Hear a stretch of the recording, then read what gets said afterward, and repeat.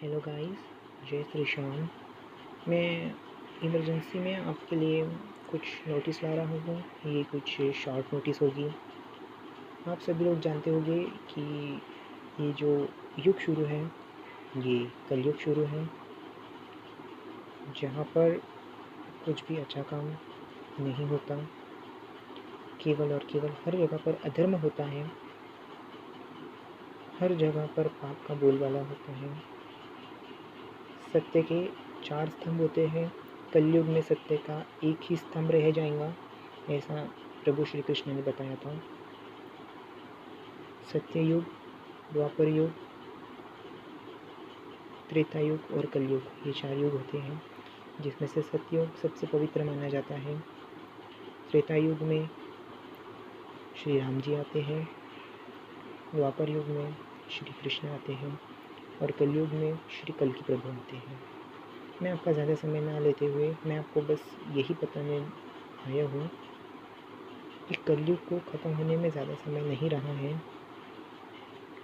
प्रभु श्री कल्कि जी ने अपना जन्म ले चुका है, अतः मैं ये कह सकता हूँ कि कलयुग का प्रभु ने अंत भी कर दिया है, परंतु अभी धर्म संस्थापना जो कलयुग का प्रभाव बचा है, वे उन्होंने अभी तक ख़त्म नहीं किया है। कलयुग के प्रभाव को अंत करने के लिए प्रभु अपने स्वयं की संगठना बनाएंगे, जिसमें कई सैनिक होंगे। अब आप आजकल यूट्यूब पे ज़्यादा सर्च करते ही होंगे, तो आपको मालूम होगा कि कितनी कितनी सेना होगी, क्या क्या होगी, कौन से क्षेत्र से होंगी, कौन से गठ होंगे, ये सब आपको ज्ञात होगा। परंतु मैं जो आपको बताने जा रहा हूँ वो ये है कि संभल जाइए आप सभी लोग जो अभी भी भगवान की ओर आकर्षित नहीं हो रहे, जो अभी भी भगवान को नहीं मानते हैं। कृपया कर उस शक्ति से डरिए, कृपया कर उस भगवान से डरिए, क्योंकि कलयुग ख़त्म हो चुका है और प्रभु कभी भी हमारे आंखों के समक्ष आ सकते हैं। कहा जाता है कि जब श्री कृष्ण इस धरती पर पधारे थे, तब भी उन्हें कोई पहचान नहीं पाया था कि वे स्वयं अवतारी आए हैं। ऐसा कुछ हमारे साथ ना हो। भगवान ने हमें कलयुग के अंत में प्रकट किया है कि हम प्रभु के दर्शन कर सके, तो इसका लाभ उठाइए। प्रभु से अपना नाता जोड़ने का प्रयत्न करिए। प्रभु से पूछिए कि आखिर में मेरा आपसे क्या नाता है। आप जानते हैं कि आप ऐसे तो पूछ नहीं सकते, उसके लिए आपको ध्यान करना होगा, प्रभु का नाम रखना होगा, प्रभु का नाम जपना होगा, जिसमें कलयुग का महामंत्र हरे कृष्णा कृष्ण कृष्णा हरे हरे, हरे रामा राम राम हरे हरे, ये जो महामंत्र है, इसका जाप निरंतर करने से आपके सारे संकट टल जाते हैं। उसी तरह प्रभु श्री कल्कि का जो मंत्र है, जय कल्कि जय जगतपते पद्मापते जय रमापते, ये जो श्री कल्कि का मंत्र है, आप इसे रट सकते हैं। यदि आप दिन भर में भी एक बार भी प्रभु का संपूर्ण ध्यान लगाकर, संपूर्ण मन से यदि आपने एक बार भी नाम ले लिया, तो प्रभु स्वयं अपना दर्शन तो आपको देंगे ही, और उनकी शक्ति का भी आपको प्रभाव देखने मिल जाएगा। रही बात जो सोचते हैं कि अगर हमने अभी नहीं करा तो क्या होगा, तो आप सबके लिए खास कहूँगा, भैया यदि आपने कर लिया तो क्या होगा। हाँ सही है ना, कर लिया तो क्या होगा। यदि आप कहते हैं कि नहीं करा तो क्या होगा, तो भैया कर लिए तो क्या होगा, कर लीजिए ना। विश्वास करने से ना तो आपकी हानि होगी, ना ही कुछ होगा। हाँ, तथाकथित जो टिप्पणियाँ, जो वाच्यकार है, जो भाष्यकार है, हो सकता है कि ये वीडियो के नीचे गाली दे, गलौज दे, कुछ जो अनैतिक प्रश्न है कुछ वो पूछे। सादर प्रणाम है आपको। आपके चरणों में मेरा दंडवत प्रणाम है। यदि आप किसी पर विश्वास नहीं कर सकते तो आप पर इंसान भी होने की लानत है। सब कहते हैं भगवान को मानिए, ये कहते कि भगवान को क्यों माने। भैया, आप लोग अल्लाह को मानते हो, आप लोग गुरु नानक जी को मानते हो, गुरु साहिब को मानते हो, आप लोग जीसस को मानते हो, आप लोग बुद्धा को मानते हो, तो फिर कृष्ण को क्यों नहीं मानते? कृष्ण अवतारी को क्यों नहीं मानते? परम ब्रह्म श्री विष्णु को क्यों नहीं मानते? जबकि ये सभी उनके ही अवतार हैं। प्रभु श्री कृष्ण ने भगवद गीता में कहा है कि उनके हर एक क्षेत्र में एक एक हेड जिसे कहते हैं हम, एक एक प्रतिनिधि चुन के दिया है। तो आप जो बुद्धा की पूजा करते हो, जीसस की पूजा करते हो, ये सब उनके प्रतिनिधि ही है। आप इनडायरेक्टली उन्हीं की पूजा करते हो। अब कुछ लोग कहेंगे कि श्री कृष्ण तो विष्णु जी के अवतार थे। कुछ प्रमाण में ये गलत भी है और कुछ प्रमाण में ये सही भी है। मैं इसकी सही बाजू रखना चाहूँगा, क्योंकि गलत बाजू को मानने वाले सभी लोग हैं, परंतु सही बाजू को बहुत कम मानेंगे। तो सुनिए, एक्चुअली जो प्रभु कृष्ण हैं वे स्वयं परमावतार हैं, क्योंकि उनके पास स्वयं का लोक है, श्री गोलोक, वृंदावन गोलोक। गोलोक वृंदावन नाम की उनकी खुद की नगरी है। जहाँ तक आप बाकी सब अवतार देखोगे तो प्रभु श्री विष्णु के पास बैकुंठ है, और बैकुंठ होते हुए भी उनके सभी अवतारों के पास भी बैकुंठ धाम ही है। परंतु श्री कृष्ण एक ऐसे लौते अवतार है, परमा अवतार है, जिनके पास स्वयं लोक है, स्वयं का लोक है। आपने यूट्यूब पे या किसी और जगह पर कथा सुनी ही होगी कि प्रभु श्री कृष्ण से मिलने के लिए ब्रह्मा, विष्णु और महेश तीनों को भी इजाज़त मिल जाती है। जो उनके द्वारपाल है, गोलोक वृंदावन के जो द्वारपाल हैं, वे ब्रह्मा, विष्णु, महेश अन्य किसी देवताओं को भी अंदर जाने की परवानगी नहीं देते हैं। केवल श्री कृष्ण, उनकी सखियाँ और उनके भक्तों को ही अंदर जाने की अनुमति है, अन्य किसी को भी अंदर जाने की अनुमति नहीं है। और अनेकों बार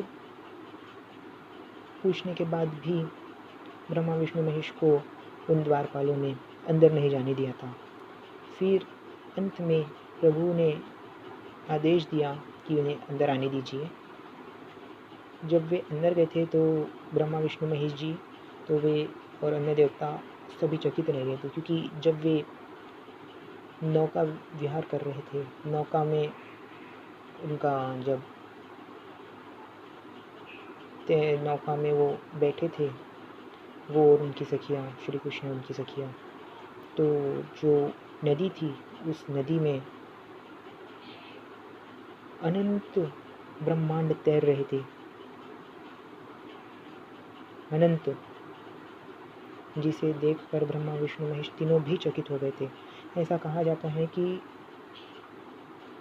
विष्णु जी पहले शिव जी आए थे, उसके पश्चात विष्णु जी आए थे और उनके पश्चात ब्रह्मा जी आए थे। विष्णु जी के नाभि से ब्रह्मा जी का जन्म हुआ था। तो ऐसा कहा जाता है कि जब ब्रह्मा जी के 7 बार देह परांतर हो जाता है, देहांतर हो जाता है, तो प्रभु श्री विष्णु का एक बार देहांतर होता है। और जब प्रभु श्री विष्णु का 7 बार देहांतर होता है तो एक बार शिव जी का देहांतर होता है। वैसे तो ये विषय काफ़ी लंबा है, बहुत वास्ट है, बट मैंने जो आपको बताने का प्रयत्न कर रहा हूँ आप समझ रहे होंगे। हमारा अंत निकट है। जो भक्ति में अभी रत है ब्रह्मा, अतः जो परब्रह्म को अभी भी नहीं जान पा रहे हैं इस वीडियो को शेयर करिए, उन सबको आगाह कीजिए कि प्रभु कल्कि जल्द ही आने वाले हैं। प्रभु का जन्म हो चुका है, प्रभु जल्द ही प्रकट होने वाले हैं। जो सालों से अपने ज्ञान में, अपने ध्यान में लीन है, वे सब जगने वाले हैं। सभी महापुरुष का आने का समय हो रहा है, आने का समय हो चुका है। अब लोग कहेंगे कि अभी तो कलयुग को केवल 5,000 वर्ष ही बीते हैं, अभी तो 4 लाख समथिंग और बाकी है। तो आप ये भ्रम में मत रहिए। प्रभु समय के बंधे हुए नहीं हैं, प्रभु अपने भक्तों से बंधे हुए हैं। प्रभु का जब अपने भक्त स्मरण करते हैं तो उन्हें आना ही होता है। और ये तो घोर कलयुग है, जहाँ पर भगवान को भी नहीं माना जाता। आपने बीच में देखा होगा, कलयुग का प्रभाव अत्यंत बढ़ चुका है। हर मोहल्ले में, हर जगह पर पराई स्त्री के साथ में संबंध बनने लगे हैं। किसी से भी अच्छा व्यवहार नहीं होता, प्रभु की पूजा नहीं होती, घर घर में मांस मदिरा होता है। घर में मंदिर तो होता है परंतु पूजा नहीं होती। पूजा होती है तो नाम स्मरण नहीं होता। ये कौन सी बात हुई? जिस चीज़ के लिए आपको भगवान ने बनाया है, भगवान से आप अपना नाता भूल चुके हैं, उस नाते को जोड़िए, भगवान से प्रेम करिए। आजकल तो नया ही फैशन आ चुका है कि जो लड़का लड़की करते हैं वो प्रेम होता है, और जो भगवान के साथ होता है वो ढोंग होता है। ठीक है, ऐसे महान प्राणियों को तो हमारा दंडवत प्रणाम। क्योंकि मैं ज़्यादा कुछ कहूँगा नहीं, पहले ही बहुत कह चुका हूँ। अब समझदार को इशारा काफ़ी। जो भक्ति में लीन है वे भक्ति में लीन रहिए। प्रभु जल्दी अवतार लेने वाले हैं, और जो अभी भी नहीं है वे सतर्क हो जाइए, क्योंकि हो सकता है कि आपका अंत निकट हो। और हाँ, यदि आप अभी भी उनके शरणागत हो सकते हैं, यदि आप अभी भी उनके शरणागत होते हैं तो कोई समय, कोई देर नहीं हुई है। अभी भी उनके शरणागत हो जाइए, बाद में पछताने के अलावा कोई और चारा नहीं बचेगा। क्योंकि अभी जो समय है बहुत कठिन समय है, बहुत परीक्षा होने जा रही है। अभी केवल परीक्षा का दूसरा दौर ही शुरू हुआ है, अभी कई परीक्षा बाकी है। अत्यंत दुर्गम स्थिति आने वाली है। याद रखिएगा, उस दुर्गम स्थिति में केवल वही रह पाएगा जो प्रभु को अपने मन से मानेगा, तन से मानेगा।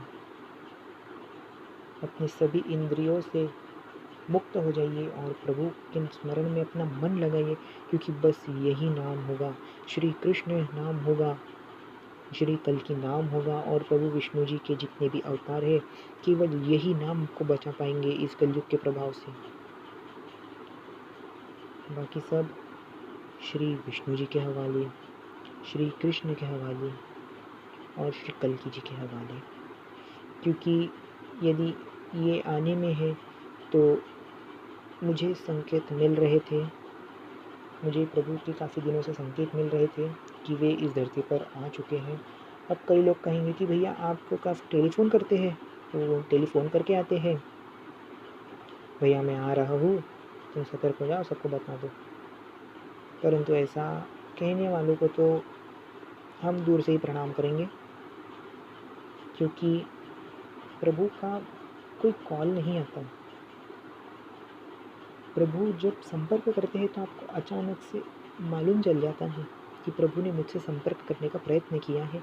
वे स्वप्न मार्ग से प्रयत्न करते हैं कि वो दर्शन दे और अपना जो कर्तव्य है या जो उनका कार्य है वे हमें सौंपे।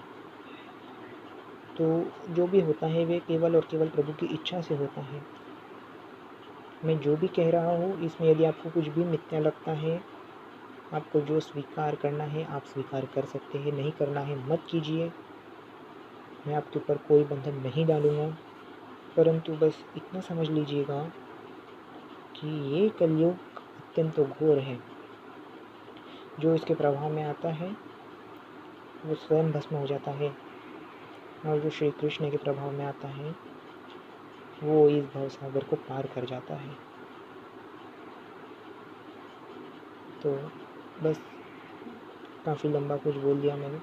यहाँ पर मैं आपसे विदा लेता हूँ। हरे कृष्णा।